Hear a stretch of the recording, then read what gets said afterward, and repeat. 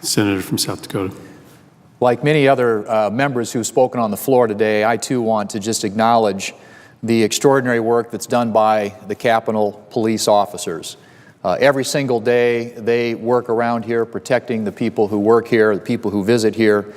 And yesterday was another great example of just the skill, the professionalism, the courage that they display on a daily basis in a very quiet and humble way. And I just want to express on my own behalf and the people that I represent our appreciation for their extraordinary work and the remarkable way in which they go about their jobs, and just how very grateful we all are for that. Mr. President, I wanted to talk today about what's happening here in Washington, D.C. Unfortunately, we find ourselves in the fourth day of what is a completely avoidable partial government shutdown. Now, it's not like we didn't see this coming. The fiscal year ends every year on September 30th. So it wasn't a deadline that we didn't know was coming. In fact, as I pointed out before, the House of Representatives completed work on 4 appropriation bills. Unfortunately, here in the Senate, we didn't move appropriation bills across the floor to comply with the Budget Control Act. We didn't pass a single one this fiscal year. And then, recognizing the need to act at the end of the fiscal year as it approached, the House passed and sent to the Senate a continuing resolution on September 20th, 2 weeks ago. Instead of acting quickly to bring us to a resolution to keep the government funded, Senate leadership continued to stall, unwilling to negotiate. Mr. President, the House has now sent us 4 comprehensive proposals to fund the government and to provide fairness under the law when it comes to Obamacare. One of these proposals included a request for a conference committee so we could get to work resolving our differences. Very straightforward request. The other proposals that had been sent over here, which had other elements in them dealing with Obamacare as well as government funding, were rejected by the Senate. They were tabled here. And so this was a proposal that was very simple and straightforward. All it asked was, let's have a conference. Let's sit down and try and work out our differences. Unfortunately, the Democrat majority here in the United States Senate insisted that they will not negotiate. They tabled the motion, the request to go to conference with the House of Representatives. So far this week, the House of Representatives has sent us 5 bills to fund various parts of our government. And I understand they're continuing to work on additional bills today. These are bills that would ensure that our veterans get paid, that children can continue to have access to life-saving treatments. Yesterday morning, my Republican colleagues and I came to the floor and requested that several of these common sense bills that the House has sent to us be agreed to by unanimous consent here in the Senate. Specifically, I asked for a unanimous consent agreement for the Pay Our Guard and Reserve Act. This bill would ensure that the men and women who proudly serve in our National Guard and Reserves, those who have bravely answered the call to protect and defend our country, continue to train and to get paid for their service. Congress should send a clear message to these men and women who stand ready to serve in overseas conflicts or to respond to domestic disasters that they will not be impacted by the spending disagreements here in Washington. Unfortunately, our friends on the other side of the aisle objected to these requests. And unbelievably, Mr. President, the President of the United States has actually threatened to veto those very measures. Congress has already passed by unanimous consent a bill to ensure that active duty military personnel are paid during this lapse in government funding. And it's unclear to me as to why Senate Democrats wouldn't pass similar measures to fund these important services. After all, taking care of active duty military personnel was something that everybody agreed here. Unanimous consent. That rarely happens around here in the United States Senate. But Democrats and Republicans agreed this is a priority. We need to make sure the men and women, the active duty men and women in our military who defend this country on a daily basis get paid despite the dysfunction here in Washington, D.C. Well, all this, the bill that I offered yesterday simply would have done is applied that same treatment to our Guard and Reserve. In my state of South Dakota, we have about 4,300 members of the Army and Air National Guard, a couple hundred of which are deployed right now. The remainder obviously have training functions that they perform on a regular basis. If we don't get this issue resolved, they're not going to be able to meet those training requirements.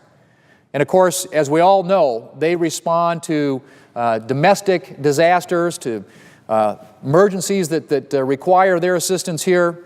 at home, as well as on a regular basis now being deployed to meet the military requirements that we have in many of the conflicts that we're involved in around the world. And so it strikes me as very strange, Mr. President, that Democrats would refuse to act or engage in a meaningful debate in order to find common ground on issues like this and to get our government back up and running. Now, I think that the people I represent in the state of South Dakota, like a lot of other people across the country, expect their leaders to work together to resolve their differences. The position of the Democrat leadership is that they will not negotiate, to simply work together. That's not a position that I believe is reasonable. We've heard that from the President. We've heard it from the leaders here, the Democrat leaders here in the Senate. We're not going to negotiate.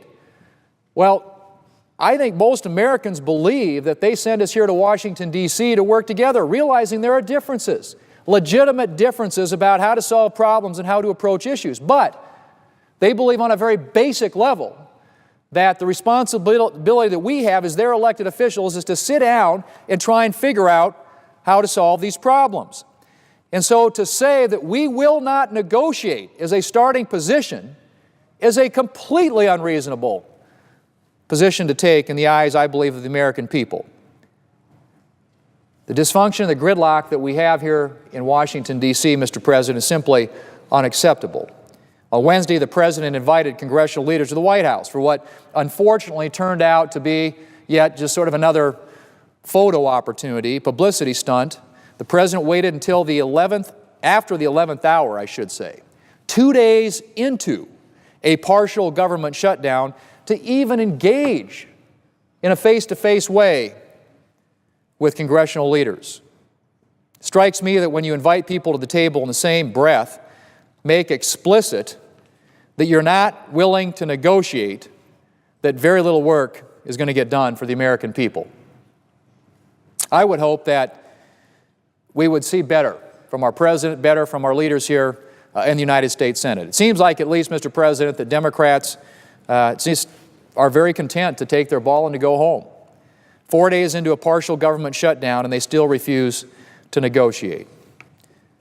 We haven't experienced a government shutdown now for nearly 20 years, and so I would pose to my friends on the other side of the aisle that the willingness of leaders in both parties to negotiate in good faith during previous negotiations is something we could take a lesson from. If you go back to 1995 and 1996, former Speaker of the House Newt Gingrich, when he was talking about the shutdowns in that period, said that Bill Clinton, President Clinton, and I would talk. If not every day, we would talk 5 days a week before the shutdown, after the shutdowns. We met face to face for 35 days in the White House trying to hammer things out. Mr. President, as you know, ending this unnecessary shutdown is not the only challenge we're dealing with here in Washington. But when it comes to the debt ceiling, which the Treasury tells us will be reached in the next few weeks, again, Democrats refuse to come to the table to enact responsible spending reforms as part of that package. Well, the American people disagree. According to a recent Bloomberg poll, Americans by a 2-to-1 margin disagree with President Barack Obama's contention that Congress should raise the U.S. debt limit without conditions. Mr. President, the American people understand that we continue to borrow and borrow and borrow like there's no tomorrow and pile that burden on the back of our children and grandchildren. And they understand that if you're going to increase the debt limit, if you're going to ask for a bigger credit card limit, that you ought to be doing something about the debt. And that's why by a 2-to-1 margin, they believe that if you're going to raise the debt limit, you ought to do something to address the underlying debt. In fact, 61% of Americans, according to that poll, believe it's right to require spending cuts when the debt ceiling is raised, even if it risks default. Now, I don't believe we ought to have a default, Mr. President, but I do believe that a negotiation on the debt limit makes sense if you're serious about doing something about the debt. And every time in the past when we've had major budget deals, whether you go back to the Gramm-Rudman deal in 1985 or the 1990 budget agreement or the 93 budget agreement or the 1997 budget agreement or the one more recently now in 2011, the Budget Control Act, it was always done around in association with an increase in the debt limit. There is clear precedent, clear history when we're facing an increase in the debt limit, to have a serious, substantive debate in this country about how to address the debt. In many cases, those led to some of the few times in our nation's history where we've actually gotten budget agreements that did something to reduce spending.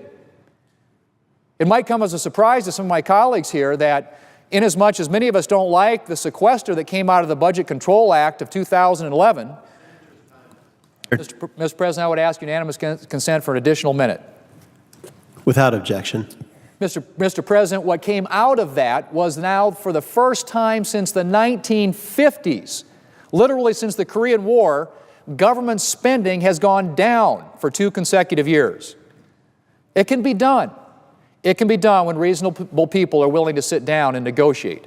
But that requires the engagement of the Chief Executive of the President of the United States. It requires the goodwill of people here in the United States Senate. It doesn't entail taking a position that we will not negotiate. That's not a position, Mr. President.